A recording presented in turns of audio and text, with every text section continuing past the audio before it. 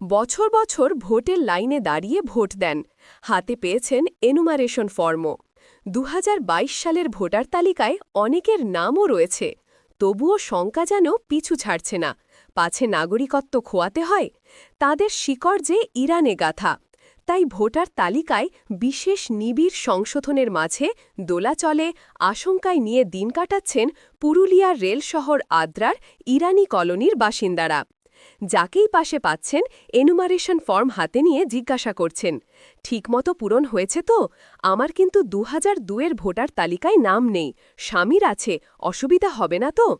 এখন তাদের একমাত্র ভরসা ১৯৩৩ সালের ৯ ফেব্রুয়ারি তৎকালীন বার্মার রিফিউজি ক্যাম্পের শংসাপত্র, সেই সঙ্গে ১৯৮৬ সালের ২ সেপ্টেম্বরের প্রধানমন্ত্রী কার্যালয়ের একটি চিঠি।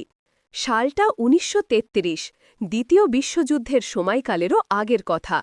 আফগানিস্তান থেকে বার্মা, সেখানে দীর্ঘদিন রিফিউজি ক্যাম্পে থাকা, বলা যায় তাদের আটকে রাখা হয়েছিল।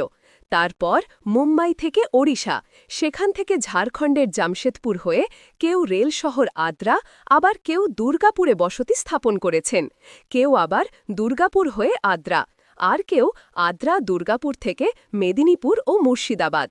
ধর্মীয় নিপীড়নের কারণে ইরান থেকে তারা ভারতে চলে আসেন। তাদের ভাষা পার্সি।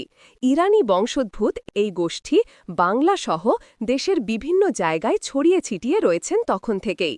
সে সময় তো ভারত, পাকিস্তান, বার্মা সব এক। ১৯৩৫ সালে ভারত থেকে বার্মার বিচ্ছিন্নতা। তার আগে বার্মা ভারতের একটি প্রদেশ হিসেবে শাসিত হতো। তাই রেল শহর আদ্রার ইরানি কলোনির বাসিন্দা শালু আলীর হাতে রয়েছে পূর্বপুরুষদের কাছ থেকে পাওয়া বংশানুক্রমে বার্মার রিফিউজি ক্যাম্পের শংসাপত্র, যে শংসাপত্র কার্যকর এক প্রকার ট্রেড লাইসেন্স। বেশ কিছু ইংরাজি অক্ষর মুছে যাওয়া ওই শংসাপত্র আওড়ালে বোঝা যায় পার্সিদের ভারতে ব্যবসা করার যেন ছাড়পত্র।